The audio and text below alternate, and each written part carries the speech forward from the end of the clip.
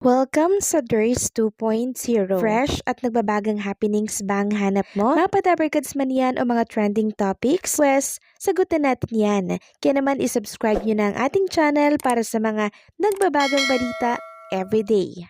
Welcome back again sa ating YouTube channel mga Kadabarkads, and for today's video, ang pag-uusapan natin ay tungkol sa mga importanteng kaganapan sa loob at sa labas ng Eat Bulaga. Unahin nating pag-usapan ang tungkol dito sa matagumpay po na invitation for Yunyul Kim and Eunice Janine sa pagja-judge sa Mr. and Mrs. Teen LPU for 2026. Dito po yan sa LPU Batangas, mga Kadabarkads. Sobra pong nag-enjoy talaga ang mga kolehiyala kahapon nang umappear nga po si Yunyul and si Eunice Janine. Nakita natin yung energy ng mga LPU. Sobrang kinilig at sobrang pinagkaguluhan talaga sila, mga Kadabarkads, and also nag-promote na din po si Eunice and Yunyul ng kanilang single na Baka Sakali. Kinanta po nila yan, mga Kadabarkads. At habang kinakanta nga nila yung dalawa, sobrang tilian, sigawan, and talaga namang hayas yung energy nila, mga Kadabarkads. Hindi talaga may pagkakaila, mga Kadabarkads, na sobrang lakas ng chemistry ni Yunyul and Eunice. Kaya nga po pinupush itong maigi ng TVJ Production. And ang dami ding kinilig kay Yunyul Kim, mga Kadabarkads. Sabi nga dito sa mga naging comment ng Dabarkads, Yul's guesting in various school events brings immense value by boosting student morale, increasing event attendance, and providing them with their role model inspiration, while simultaneously Yul gains wide exposure, increase his growing fan base, and build his celebrity status to a higher level. Yes, mga Kadabarkads, and nararamdaman natin yung success ng tambalang ito sa mga susunod po na taon and buwan. Ngayon pa lang, congratulations Yunyul and Eunice Janine. Samantalang next topic naman tayo, pag-usapan naman natin ang kaganapan ni Bossing Vic Soto kasama ang kanyang pamilya dito po sa ibang bansa. So andun pa rin sila until ngayon, mga Kadabarkads, and talaga namang sinusulit ang kanilang vacation. Food trip dito, food trip doon, gala dito, gala doon. And isa nga po sa talaga namang in-enjoy nila ay ang dim sum. Dito po yan sa Mongkok. Sa mga nagtatanong saan itong Mongkok, mga Kadabarkads, so ito po ay major residential and shopping district located on Kowloon Peninsula in Hong Kong, mga Kadabarkads. Sa Hong Kong na kung saan ay favorite talagang spot ni Bossing Vic Soto kasama ang kanyang pamilya. Samantalang next topic naman tayo, naging matagumpay nga po itong event ni Atasha Mula kasama pa ng ibang mga personalidad dito po sa MOA kahapon para po yan sa Cetaphil. Nakita nga natin na sobrang daming tao pong sumugod dito sa MOA para syempre makita din ang nag-iisang Atasha Mulak. Samantalang speaking of Atasha Mulak, congratulations sa kanyang panibagong brand, which is itong Century Tuna. Kung inyo napapansin, mga Kadabarkads, sa Eat Bulaga, sobrang daming nagsasabi na bakit daw pumayat si Atasha Mulak, baka daw may sakit si Atasha. So ito po ang dahilan ng kanyang pagpapapayat, mga Kadabarkads. Kinuha po siyang endorser ng Century Tuna Super Buds. Alam naman natin pag endorser ng Century Tuna, talagang fit and slim po yan. Hindi pa man po ito nare-reveal ng Century Tuna, mga Kadabarkads, pero kitang-kita naman natin sa mukha, sa katawan na Atasha Mulak ito. Kaya naman advance congratulations at Atasha Mulak.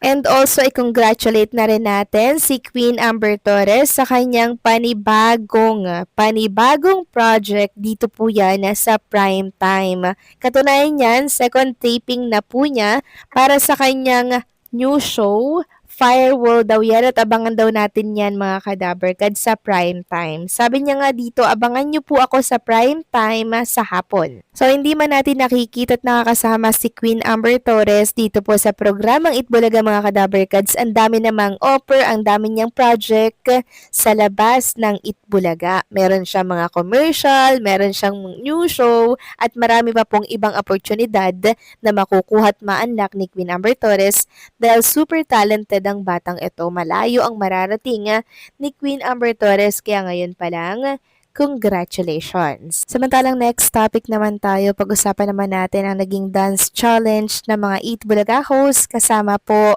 si Pitik Queen na kung saan ipumalo na nga po mga Kadaber Cats ng 3.1 million views. Dito po yan sa Facebook. Grabe mga Kadaber Cats.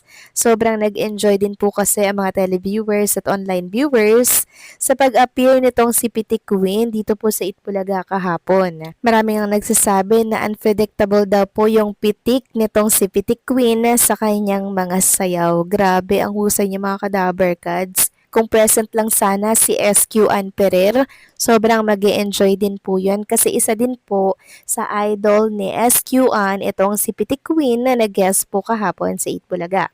Samantalang next topic naman, pag-usapan naman natin ng tungkol dito sa pag-aareglo di umano ng TV5 at ng ABS-CBN. Napapabalita po kasi mga Kadaber Cats na muling magbabalik ang ABS-CBN sa TV5. Sabi nga dito, hello love again daw ang PEG. Ayon dito sa isang write-ups, hello love again, ANC set to land on signal as MVP, Gabby Lopez explore fresh ABS-CBN Media Quest tie-up.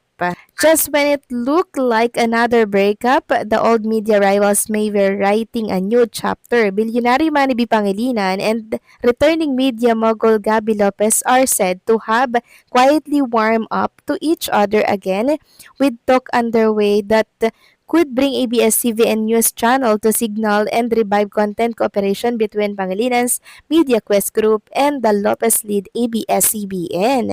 Ibabler said Media Quest has agreed to give ABS-CBN News Channel ANC a slot on Signal TV, the satellite platform controlled by Pangalinan's Group. If finalized, the move would significantly widen ANC's reach. The news channel has long been carried exclusively by Sky Cable, the Lopez family struggling pay TV service, whose subscriber base has reportedly dwindled to fewer than 100,000 households. Signal, by contrast, has about 4 million subscribers nationwide. The development marked the latest twist in what industry insider often describe as a telenovela-like relationship between MediaQuest and ABS-CBN, two Mediacoms whose partnership has repeatedly swung between collaboration and conflict. So yan po ang napapabalita ngayon mga Kadaber Cats na muli daw magbabalik, no? Magbabalik ang kanilang partnership dito po sa TV5. Kasi hindi naman natin maipagkakaila mga Kadaber Cats na nang mag-separate po ang ABS-CBN at ang TV5. Parehas po silang naging apektado sa viewership. Nakita naman natin yung mga ratings, di ba? Yung Totoy Bato parang nasa 0 point something %. Then yung kabila naman, apektuhan din po ang rating. So parehas po silang apektado dito. Kaya siguro nag-decide na lamang ang magkabilang panig na magtulungan na lang tayo para tayo ay umangat at kumita. 'Di ba? So sino nga ba talaga ang nakipag-areglo mga Kadaber Cats? Syempre both panig ay nag-agree dito po sa term and condition. Yun lang yun mga Kadaber Cats. So paano hanggang dito na lamang pong update natin. Maraming salamat sa patuloy na pagsuporta.